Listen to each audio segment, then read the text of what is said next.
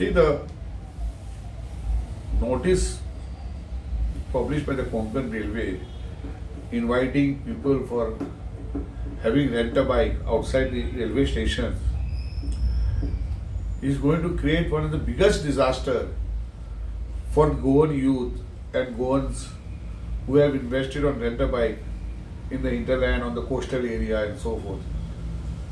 First of all, Goa is on the highest rank for unemployment. And by doing this, what are you exactly trying to do? What is the government? Is the government sleeping? When you are going to have it outside the railway station, and to whom it is, anybody will come allowed to be put it, whether you are Goan, not Goan, nothing is there.